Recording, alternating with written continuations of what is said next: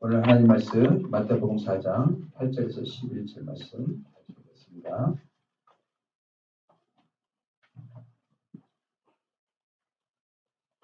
마태복음 4장 8절에서 11절 우리 같이 한 목소리 읽겠습니다. 시작. 마귀가 또 그를 데리고 지극히 높은 산으로 가서 천하만국과 그 영광을 보여 이르되 만일 내게 엎드려 경배하면 이 모든 것을 내게 주리라. 이에 예수께서 말씀하시되 사탄아 물러가라. 기록되었으되 주 너희 하나님께 경배하고 다만 그를 섬기라 하였느니라. 이에 마귀는 예수를 떠나고 천사들이 나와서 수종드니라. 아멘. 오늘은 사탄의 예수님에 대한 세 번째 시험을 다루겠습니다. 알다시피 예수님을 세 번째 시험은 예수님을 지극히 높은 산으로 데리고 가서 천하만국과 영광을 보여주게 되죠. 그리고 만일 내게 엎드려 경배하면 이 모든 것을 내게 주겠다 이렇게 얘기하고 있습니다. 오늘 시험은 무엇을 위해 살고 있습니까? 어쩌면 우리가 존재 이유이자 삶의 목적이라고 이렇게 할 수 있겠습니다. 첫 번째 시험은 무엇으로 살 것인가? 사람이 떡으로만 사는 존재가 아니라 하나님의 말씀으로 사는 존재라고 했습니다. 두 번째는 어떻게 살 것인가? 세상 사람들처럼 어떤 인기와 명예와 성공을 지향하는 것이 아니라 우리는 하나님의 영광을 위해서 존재하는 존재들이죠. 그래서 이 땅 가운데 하나님의 마음을 가지고 살아가는 존재들입니다. 그리고 세 번째 시험은 존재 이유와 목적에 대한 어쩌면 심해라고 볼 수 있겠습니다. 근데 이 세 가지 시험 전체는 우리 인생에 대한 시험입니다. 우리 개인의 각자에 대한 시험입니다. 우리가 그리스도인이 되는 순간 사단은 우리에게 이런 유혹과 시험을 하게 되죠. 그 세 번째 시험 우리 구체적으로 한번 살펴보도록 하겠습니다. 먼저 8절 9절 다시 한번 보겠습니다. 제가 읽겠습니다. 마귀가 또 그를 데리고 지극히 높은 산으로 가서 천하만국과 그 영광을 보여 이르되 만일 내게 엎드려 경배하면 이 모든 것을 내게 주리라. 예수님을 지극히 높은 산으로 지금 데려갔습니다. 마귀의 시험은 여러분들 우리가 세 번에 걸쳐서 보지만 항상 똑같지는 않습니다. 다양한 유혹과 시험을 하게 되지요. 특히 세 번째 시험에서 천하만국과 영광을 보여줬다고 얘기하고 있습니다. 그런데 천하만국과 그 영광은 누구한테 준 겁니까? 먼저 최초의 사람 아담과 하와에게 줬죠. 근데 그것을 사단에게 빼앗긴 것이죠. 그래서 이 세상을 사단을 우리는 이 세상의 통치자라고 이렇게 얘기하고 있죠. 공중권세 잡은 자.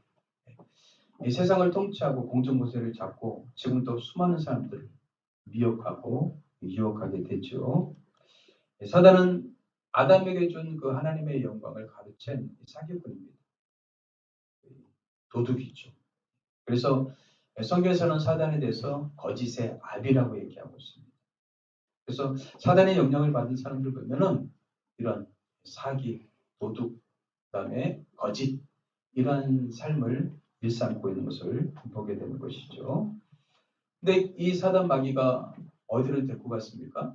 지극히 높은 산으로 데리고 갔다고 했어요. 지극히 높은 산. 세상 사람들은요, 정상, 성공에 대한 어떤 동경을 갖고 있는 것 같습니다. 이 세상에 태어났으면 이런 석자를 남기고 와야지. 그러면서 정상을 향해서 그리고 성공을 향해서 무작정 이렇게 달려가는 것 같습니다. 그런데 정상과 성공이 나쁜 것인가? 그렇지는 않죠. 열심히 사는 것이기 때문에 나쁜 건 아니죠. 하지만 성공과 정상이 우리의 목적은 아니라는 겁니다. 근데 수많은 사람들이 이 정상과 성공을 목적으로 생각한다는 것이죠. 왜 좋은 직장에 취직하려고 합니까? 왜 좋은 학교에 입학하려고 합니까? 왜 성공하려고 합니까? 그런데 그게 목적이 아닙니다. 그건 수단일 뿐이죠. 우리가 하나님의 나라의 영광을 위해서 살아가기 위한 하나의 수단일 뿐이지. 세상 사람들은 그것은 목적입니다. 하지만 우리 그리스도인들에게는 그건 수단일 뿐입니다. 그래서 여러분들이 추구하는 이 방향과 그 다음에 목적과 정상, 성공 이런 것들을 목적으로 생각하지 마십시오. 수단일 뿐입니다. 근데 마귀는 어떡합니까? 항상 목적과 수단을 혼동하게 만듭니다. 그래서 우리는 잘못된 방향으로 우리를 유도하는 것이죠. 정상과 이 성공은 하나님의 영광을 위한 하나의 과정, 수단임을 잊지 마십시오. 항상 우리의 목적은 무엇입니까? 하나님의 영광이죠. 하나님을 예배하는 게 우리 인생의 진정한 목적이란 말이죠. 근데 마귀는 지금 높은 산으로 예수님을 데리고 가서 자신의 목적, 본래 목적을 지금 드러내고 있습니다. 마지막 시험에서. 그 본래 목적이 무엇입니까? 그 시험의 본색은 내게 경배하라. 결국 인간에게 원하는 것들을 다 주는 대신에 궁극적으로 우리한테 원하는 게 무엇입니까? 나를 경배하라. 여러분들 마귀처럼 하나님을 잘 흉내내는 존재는 없습니다. 그래서 모든 부분에 거짓을 만들어요. 여러분들 영생이 얼마나 좋습니까? 그것을 또 따라쟁이 영생교를 만들어서 사람 비욕합니다. 구원이 얼마나 좋습니까? 그 구원파를 만들어서 또 사람들은 비욕을 해요. 신천지, 새 예루살렘, 새 하늘, 새 땅 얼마나 좋은 내용입니까? 근데 신천지는 그것을 이용해서 어떻게 해요? 신천지를 만들었어요. 그래서 수많은 사람을 비욕. 이렇게 수많은 거짓과 비슷한 것들을 만들어내서 사람들을 지옥한다는 거죠. 그래서 그걸 통해서 어떻게 해요? 결국 자기가 경배를 받고 싶은 거죠. 하나님의 자리를 넘보게 하고 그 자리에 자기를 오르게 하는. 그래서 결국 자기가 영광을 치려고 합니다. 이게 사단의 본래 목적이라는 겁니다. 분명히 이사야서에서는 하나님이 이렇게 말씀하십니다. 같이 읽어보겠습니다. 시작. 내 이름으로 불려지는 모든 자 곧 내 영광을 위하여 창조한 자를 오게 하라.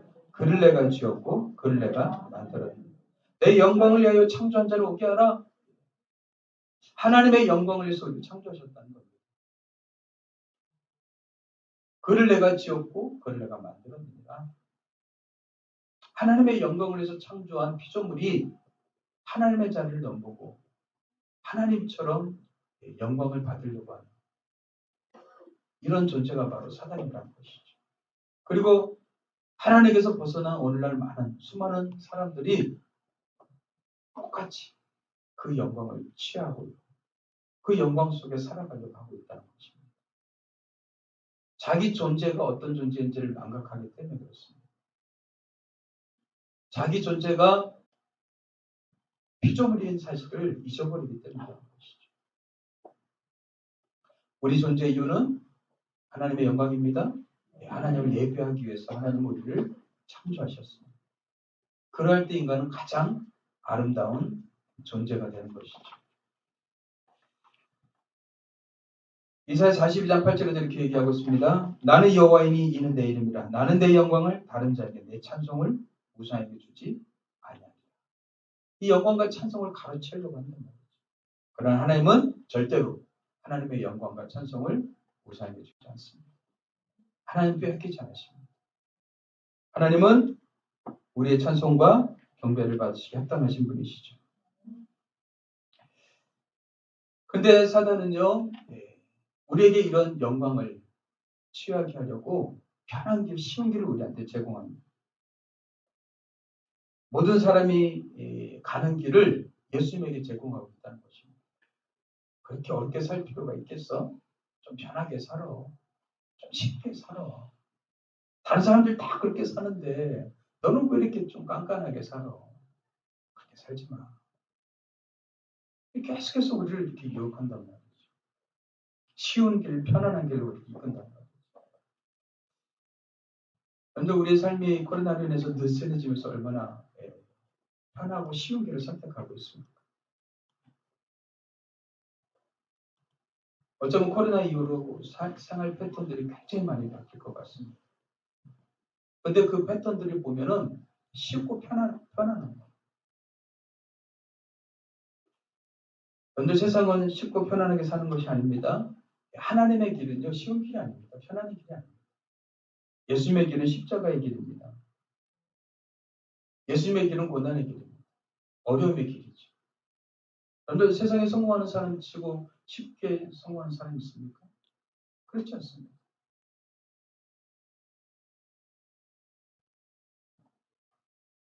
애플의 스티브 잡스는요, 자기가 만든 회사에서 쫓겨났어요. 쫓겨난 가운데 그는 다시 또 창조적 상상력을 갖고 다시 돌아오게 되죠. 여러 가지 어려움과 고난의 과정을 다 겪으면서 어떻게 해요? 다시 새롭게 무엇인가를 도전하고 성공에 나아가게 되는 것이죠. 세상의 성공도 하물며 이루어질진데 신앙의 길은 어떻습니까? 신앙의 길은 여러분들 쉬운 길이 아닙니다.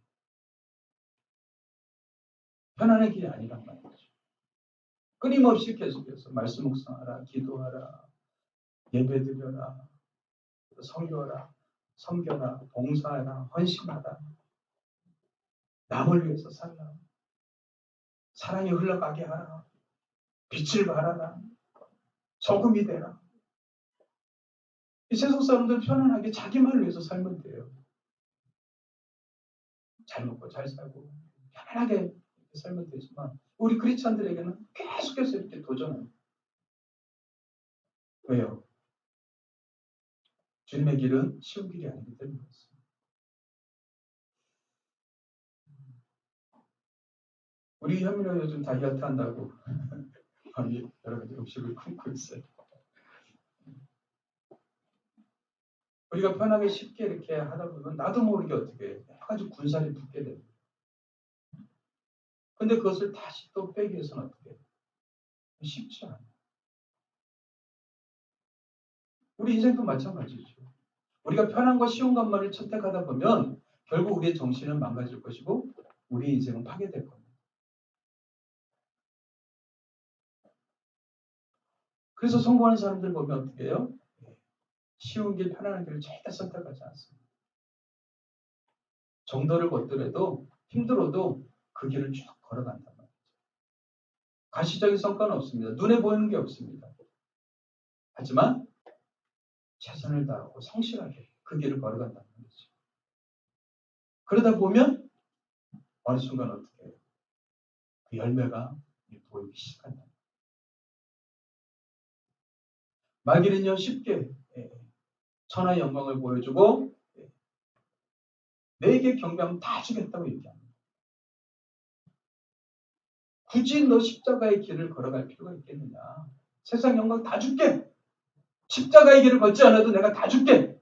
나한테 절망해. 그런데 많은 사람들이 세상의 영광을 위해서 쉽게 하나님을 예배하는 걸 포기하는 것을 보게 됩니다. 하나님의 영광을 위해서 사는 것을 포기하는 것을 보게 됩니다. 늘 크리스찬이 됐다는 그 사실 자체가 쉬운 인생은 아닙니다. 편한 인생은 아닙니다. 쉬운 길, 편한 길, 그거보다 여러분들 어렵고 힘든 길을 선택하십시오. 그것이 행복의 지름길입니다. 우리가 성공하는 비결입니다. 마귀는 계속해서 세속적인 힘을 가지고 우리한테 접근합니다. 신앙보다 사업이 더 잘 되는 것이. 믿음보다 공부 더 열심히 해. 대학 가서 잘 믿으면 되지. 여러분들 사람의 마음이 그렇게 간단합니까? 그렇게 간단치가 않습니다. 인간의 마음은 굉장히 복잡합니다. 정직한 것보다 여러 가지 술수를 쓰게 하고요. 하나님의 나라의 영광보다는 자신의 영광과 자기의 나라를 구축하겠고 세상을 끊임없이 유혹합니다. 그래서 우리가 살아야 될 이유와 목적을 상실하게 만들고 방향을 잃어버리게 만든단 말이죠. 결국 우리도 그렇게 살아다 보면 내가 어떻게 살아왔는지, 내가 무엇을 위해서 살았는지 망각하고 잊어버리고 방황하기 시작한단 말이죠. 여러분들 시험과 마귀의 그 시험의 그 유혹의 그 본질을 여러분들 아셔야 됩니다. 마귀의 시험과 유혹의 본질은요, 마귀는요, 자신의 생각을 제한을 합니다. 에덴 동산에서도 여러분들 사단은요, 하와에게 다가와서 어떻게 했습니까? 자기 생각을 제한했습니다. 참으로 하나님이 이것을 먹지 말라 했느냐? 그 생각을 어떻게 해요? 하와는 넙죽 받아들였어요. 그랬더니 사단은 계속해서 자기 생각을 어떻게 해요? 제한을 하게 되죠. 여러분들 시험이라는 것은요, 유혹이라는 것은 사단의 생각의 제한이죠. 그런데 그 생각을 우리의 마음에 받아들이고 우리의 의지가 발동하는 순간 그것은 죄가 됩니다. 결국 생각을 제한해놓고 우리의 의지가 행동하게끔 하는 거예요. 우리의 의지가 발동하게끔 하는 것이죠. 마귀는요, 절대로 우리한테 강압적으로 밀치거나 끌어당기지 않습니다. 자기 생각을 제한해 줍니다. 그 생각이 우리 마음에 떨어지는 것이고 우리는 그것을 어떻게 해요? 선택과 결정과 행동은 우리가 하는 것이죠. 그래서 우리는 이 세상 살아가면서 여러분들 분별력이 필요한 겁니다. 아, 이건 사단의 생각이구나. 이 육신의 생각이구나. 아, 이거 하나님의 생각이구나. 아, 이거는 영적인 생각이구나. 이 여러분들 영적 분별력이 필요한 겁니다. 그래서 하나님은 하나님의 생각을 우리 안에 심기를 원하시는 거예요. 하나님의 생각이 있어야지 영적 분별력이 생기기 때문에 그렇습니다. 하나님도 똑같이 여러분들 말씀은 하나님의 생각이라고 그랬죠. 그 말씀에 우리가 반응하기를 원하셔요. 그 말씀대로 우리가 행동하기를 원하신단 말이에요. 우리가 말씀을 따라 행동하고 우리 의지를 드리는 걸 우리는 순종이라고 합니다. 믿음 좋은 사람은 어떤 사람입니까? 하나님의 그 말씀에 우리의 의지를 들여서 행동하는 사람. 순종하는 사람. 다른 말로 믿음 있는 사람이죠. 그런데 믿음이라는 것은 뭐 주일 예배 잘 드리고 뭐 헌금 잘하고 새벽 예배 드리고 이게 믿음 좋은 게 아니라 뭐예요? 하나님의 말씀에 내 의지를 들여서 행동하는 사람. 이 사람은 우리는 믿음 있는 사람이라고 합니다. 말씀을 따라가지 않으면 우리 믿음이 없는 겁니다. 내 의지를 들이지 않으면 믿음이 없단 말이죠. 하나 지식으로만 갖고 있으면은 그 믿음이 아니란 말이에요.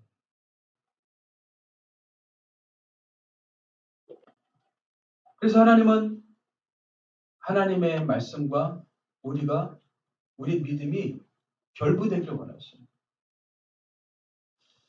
히브리서 4장 2절 말씀 이런 말씀이 있습니다. 그들과 같이 우리도 복음 전함을 받은 자이나 들은 바 그 말씀이 그들에게 유익하지 못한 것은 말씀을 들었음에도 불구하고 유익하지 못해요. 왜요? 듣는 자가 믿음과 결부시키지 않기 때문에.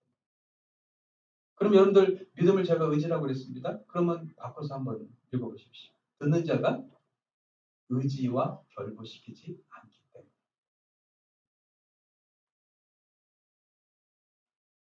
그냥 단지 말씀을 암송하고 있는 것을 여러분들 믿음이라고 생각하지 마십시오.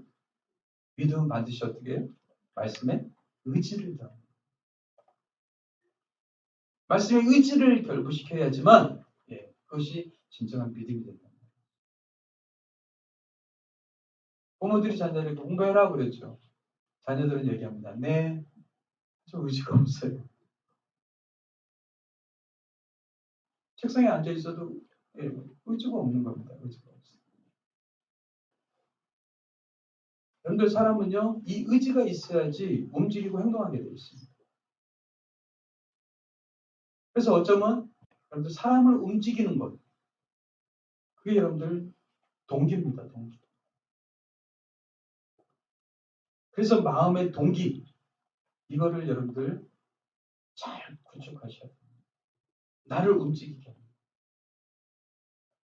근데 여러분들 움직이게 하는 걸 한번 보십시오. 대부분의 사람들은요, 다 돈입니다. 힘입니다. 마이가 주려고 하는 것들이죠. 정말 믿음이 우리의 동기가 되고 하나님의 동기가 된 사람들이 그렇게 많지 않단 말이죠.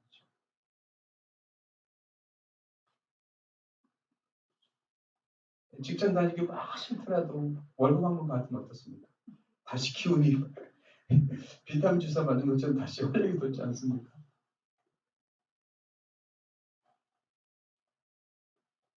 그게 우리의 동기가 된다는 말이죠. 그러니까 지금 마귀의 그 시험을 깊이 들여다보면 네 마음의 동기가 세상이 되게 하는 거죠. 그러나 예수님 뭐예요? 나를 움직이게 하시는 분은 하나님이야. 네가 아니야. 나를 움직이게 하시는 분은 내 의지를 발동시키는 분은 하나님이야. 네가 아니야. 단호하게 지금 거절하는 거예요. 하나님 우리에게 자유의지를 주셨습니다. 그 자유의지를 주신 그 하나님은 우리의 의지로 다시 하나님께 드리길 원하십니다. 그걸 우리는 사랑이라고 합니다. 그래서 사랑은요, 반드시 의지가 들어가야 됩니다. 의지가 없는 사랑이 무슨 사랑이겠어요? 근데 오늘 젊은이들이 많이 속는 거죠. 감정을 따라 사랑하게 됩니다. 감정은 쉽게 되어 있잖아요. 의지가 없는 사랑은 절대 사랑이 아닙니다. 의지가 있어야지 책임지기 때문에 그렇습니다. 하나님께 받은 의지를 우리는 다시 하나님께 돌려드려야 됩니다. 우리에게 주신 자유의지를 가지고 다시 하나님께 돌려드립니다. 하나님은 이것을 받기를 원하십니다. 우리를 로봇으로 짓지 않으시기 때문에 그렇습니다. 우리에게 주신 자유의지를 가지고 하나님을 예배하고 사랑하기를 원하신다. 이게 바로 인격적인 관계죠. 저와 여러분의 관계도 그렇고 성도와 성도의 관계도 마찬가지죠. 서로의 의지를 어떻게 드리면서 사랑하고 책임지고 이게 아름다운 인격적 관계라는 거예요. 그래서 여러분들 의지가 훈련되지 않으면 굉장히 힘이 듭니다. 왜 공부하기 힘듭니까? 의지가 훈련되지 않기 때문에. 왜 책 읽는 게 어렵습니까? 의지가 훈련되지 않았기 때문에. 어쩌면 인생은요, 의지를 훈련시키는 겁니다. 특히 어린아이들은요, 이 습관을 키우라고 그러잖아요. 무슨 습관이에요? 이 의지의 습관, 의지를 들이는 습관을 키우고 아이들이 잘하게끔 해주셔야 돼요. 왜요? 이 의지가 없기 때문에, 의지가 꺾이기 때문에 금방 포기하거든요. 마음의 동기가 왔어도 금방 꺾어져요. 해야지 해놓고 어떻게 해? 금방 꺾어진다. 말씀 묵상해야지, 기도해야지 하는데 어떻게 해요? 금방 또 꺾어지죠. 그래서 의지가 훈련되지 않은 사람을 여러분들 성경은 뭐라고 얘기하지 아십니까? 두 마음을 품은 사람 얘기합니다. 두 마음을 품은 사람. 그럼 의지가 훈련된 사람은 뭐예요? 한 마음을 가진 사람이죠. 내가 어떤 목표를 정했어요? 목적이 있어요? 그 한 방향으로 꾸준히 달려가게 되는 것이죠. 이 사단의 그 본질을 깨달으신 예수님은요, 이제 마귀를 대적하시죠. 어떻게 대적하시죠? 말씀으로 마귀를 대적하십니다. 10절. 이에 예수께서 말씀하시되 사탄아 물러가라. 기록되었을 때 주 너희 하나님께 경배하고 다만 그를 섬기라. 예. 첫 번째, 두 번째, 세 번째 모두가 전부 다 어떻게 얘기하셨어요? 말씀을 얘기했어요. 어떤 말씀을요? 기록된 말씀으로. 기록된 말씀. 기록되었을 때, 기록되었을 때. 여러분들 말씀은요, 우리가 영적 분별력을 돕습니다. 말씀은요, 기록된 말씀은 우리에게 생명력을 줍니다. 마귀를 이기는 무기입니다. 그래서 기록된 말씀이 중요한 겁니다. 하나님이 이 성경을 우리한테 주시기 위해서 1600년에 걸쳐서 이 성경을 기록하셨어요. 그리고 정경을 통해서 우리한테 주셨단 말이에요. 그러면 여러분들 성경이 얼마나 중요한지 아셔야 돼요. 기록된 성경 말씀을 여러분들 소중히 여기셔야 됩니다. 가까이 하셔야 돼요.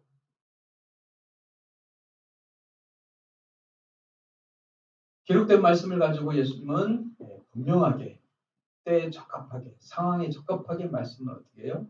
인용하시면서 대접하십니다. 거꾸로 어떤 사람들은 자기 상황에 말씀을 끌어당기는 사람이 있어요. 누구 조심하셔야 돼요. 자기 상황에 말씀을 끌어당겨서 어떻게 해요? 그것을 사용해요. 성경이 뭐라 그랬어? 그러면서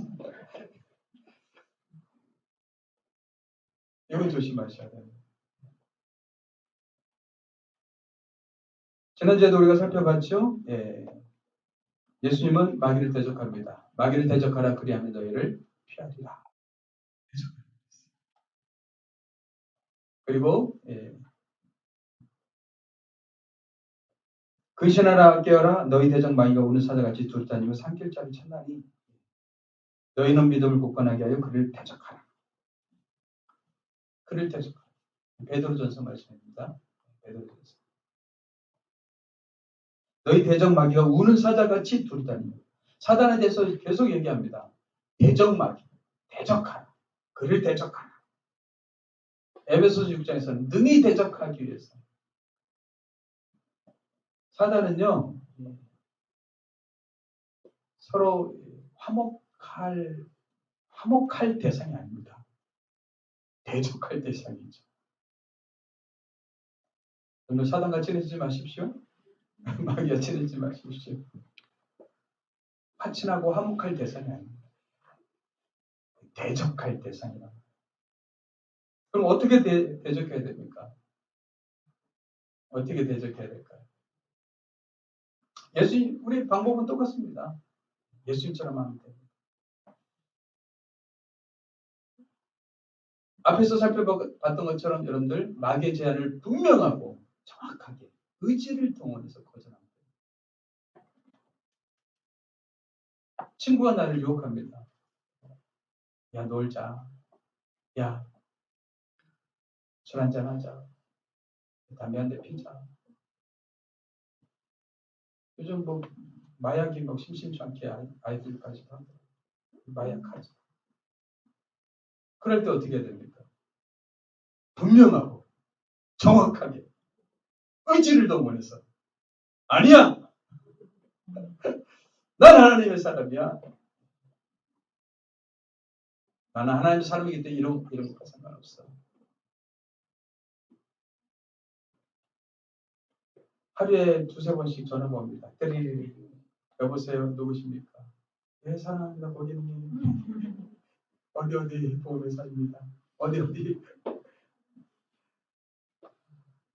고객님에게 좋은 것을 안내해드리려고 연락드렸습니다. 여러 가지 것들을 어떻게 됐습니다. 근데 됐다고 하면 끝습니까?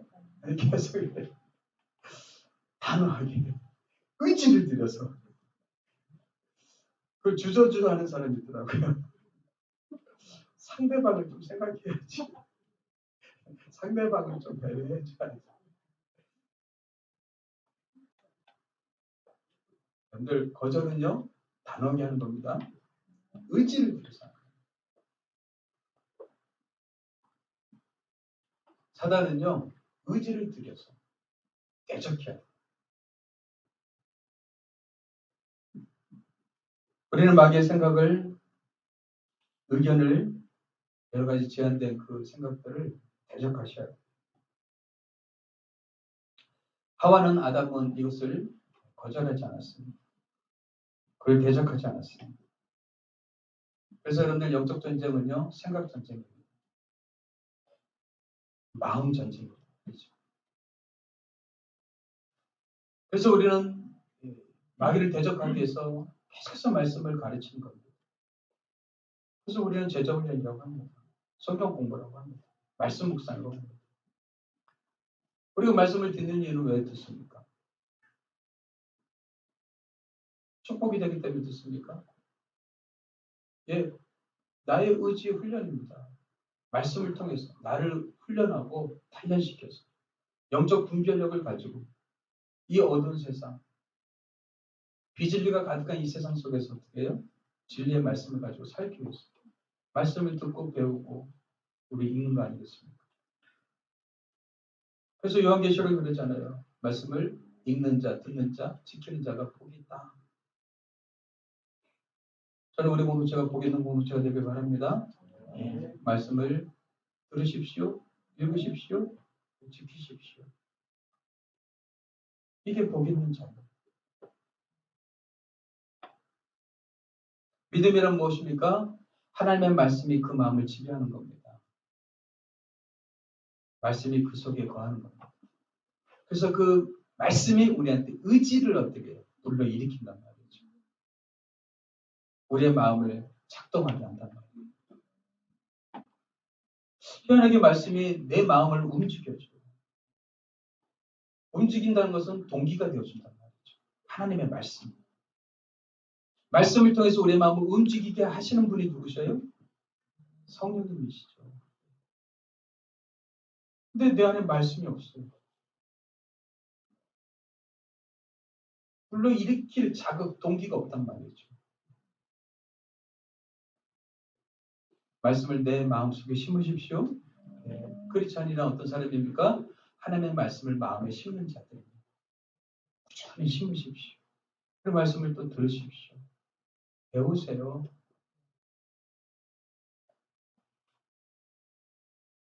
말씀을 배우는 것을 여러분들 포기하지 마십시오. 그 시간을 여러분들 가지세요.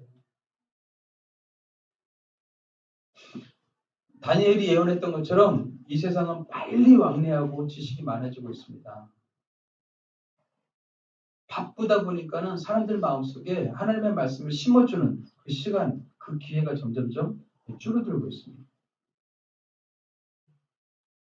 서울에서는요, 설교 여러분들 20분 넘어가면 길다고 얘기해요. 우리 성도들은 그래도 잘 훈련되어서 제가 35분, 40분 하는데 서울에서는 20분만 넘어가면 길다라고 합니다. 그리고 말씀 배우질 않아요. 지금 몇 분이 저한테 지금 말씀을 배우고 있어요. 근데 기본 2시간씩 배워요. 근데 길다고 생각하지 않아요.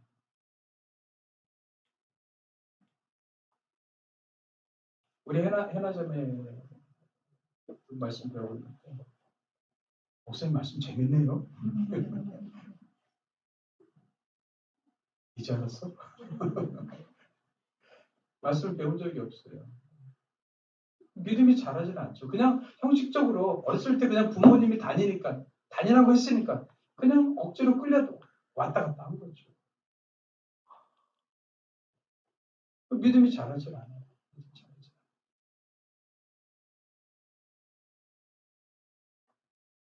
세상에 정보가 너무나 범람합니다. 스마트폰을 통해서요 수많은 지식과 정보들이 범람하고 있습니다. 이 말은 무슨 말입니까? 비진리가 날마다 겁니다. 비진리가. 상대적으로 하나님의 말씀에 노출될 시간은 점점 줄어들고 있습니다. 진리이신 하나님의 말씀에 노출될 시간이 점점 작아진다는 말이죠. 말씀 아닌 다른 것에 우리 자녀들도 그렇고 우리 어른들도 그렇고 노출되고 있죠.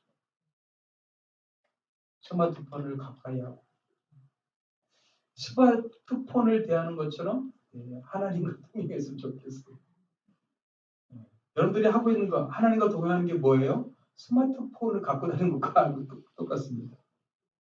수시로 검색하고, 수시로 접속하고, 수시로 어떻게 해요? 동행하고. 잘 때도 옆에 두고 자고, 일어나면 제일 먼저 확인하고. 이게 하나님과 동행하는 겁니다. 하나님과 동행하는 게 어려워? 스마트폰을 생각해.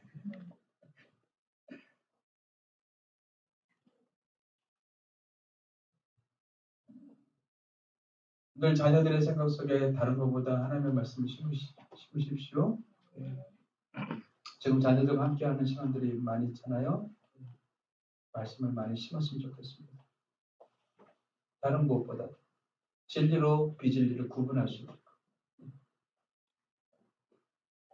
근데 엄마 아빠들이 말씀을 하는데 어떻게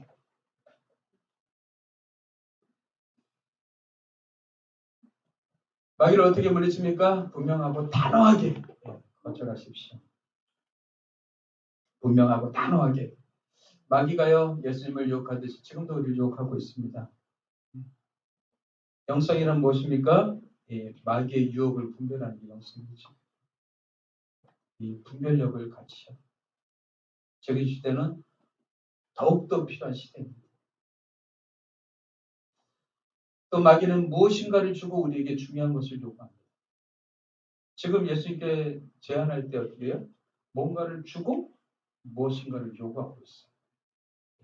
항상 거래를 합니다. 사랑은요, 그냥 주는 것이죠. 거래는요, 주고받는 겁니다. 마귀는요, 절대로 공짜로 주지 않습니다. 지금 당장 달콤한 것을 주고요, 나중에 어떻게 해요? 인생을 씁쓸하게 만듭니다. 인생을 성공하게 만든 다음에요, 결국 인생을 우울하고 침울하게 만들어서 자살로 끝나게 합니다. 사단은요, 굉장히 친밀합니다. 달콤한 유혹을 통해서 먼저 우리한테 접근합니다. 근데 궁극적으로 결론은 우리 인생을 파괴시키는 거예요. 세상의 것들로 우리에게 다가옵니다. 궁극적으로는 하나님의 관계를 파괴시켜요. 끊임없이 사단은요, 역사 속에서 지금까지 앞으로도 계속될 겁니다. 계속해서 무엇인가를 주고 우리한테 중요한 것을 빼앗아갑니다. 예배를 뺏어갑니다. 말씀을 뺏어갑니다. 기도를 뺏어갑니다. 사랑을 뺏어갑니다. 우리 안에 평안을 뺏어가게 되죠. 계속 우리를 유혹하고 넘어뜨리는 것이죠. 그래서 마귀가 우리에게 주는 것과 요구하는 것을 여러분들 단호하게 여러분들 거절하셔야 됩니다. 특히 여러분들 십자가 없는 영광, 쉬운 길, 편한 길. 여러분들 부활 영광은요 절대 십자가 없이는 될 수가 없습니다. 크리스찬들이 쉬운 길, 편한 길을 선택하서는 안 됩니다. 반드시 십자가를 통한 영광을 추구하셔야 됩니다. 왜요? 예수님이 그 길을 걸으셨기 때문에 그렇습니다. 예수님이 쉬운 길을 선택했다면 그냥 단번에 우리를 구원하시면 되지 않겠습니까? 근데 하나님이신 예수님조차도요 쉬운 길을 선택하지 않으셨습니다. 편한 길을 선택하지 않으셨다. 제자들도 여러분들 사단은 제자들의 마음까지도 움직여서 예수님을 시험하지 않습니까? 베드로가 뭐라고 합니까? 예수님 왜 십자가를 지르고 하십니까? 그 길 가지 마십시오. 그 길은 죽음의 길이고 고난의 길인데 왜 굳이 어려운 길을 가시려고 하십니까? 편한 길 가세요. 그랬더니 예수님께서 뭐라고 하셔요? 사탄아 물러가라. 아주 단호하게 분명하게 거절하고 대적하십니다. 사단에 대한 제안은 단호해야 됩니다. 분명하게 거절하셔야 돼요. 근데 미끼를 주면서 많이 사람을 유혹하죠. 어버이날 전날에 잠깐 어머니 뵈러 갔다 왔어요. 그래서 어머니와 같이 길을 걷고 있는데 어떤 사람이 자꾸 선물을 막 손에 막 쥐어주더라고요. 쥐어주더라고요. 보니까 뭐 아파트 뭐 이렇게 홍보하고 이런 사람이더라고요. 됐어요. 계속 따라오면서 계속 지워져요. 됐다고요.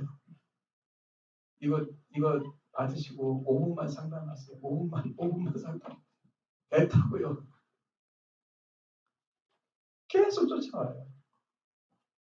우리 친구들은 뭐예요? 세상의 친구들이 자꾸 여러분을 유혹할 겁니다. 한 대만 피워봐. 한 잔만 마셔봐. 그렇게 힘들게. 이렇게 편하게. 많은 유혹들이 있단 말이죠. 근데 그 한 번이 우리를 망가지게 하는 겁니다. 한 번이. 왜요? 한 번 드리기는 어려워도 들여놓으면 어떻게 해요? 그 다음부터 무너지면 쉽습니다. 한 번을 여러분들 조심하셔야 돼요.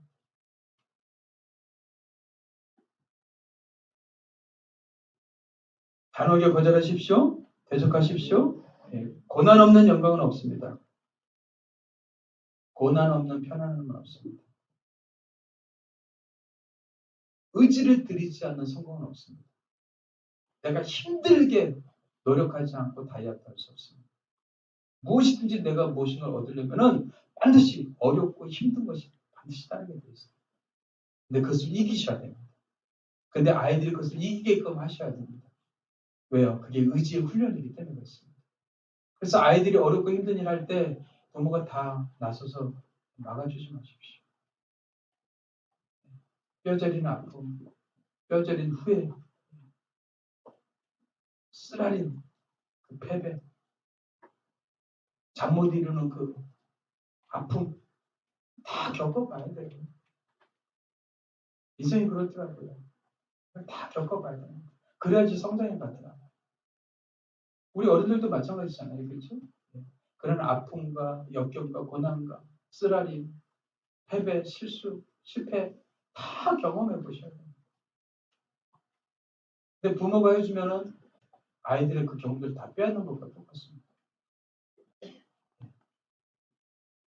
근데 여러분들 실수해도 실패해도 괜찮다고 그랬죠? 다 그러면서 성장해 가잖아요.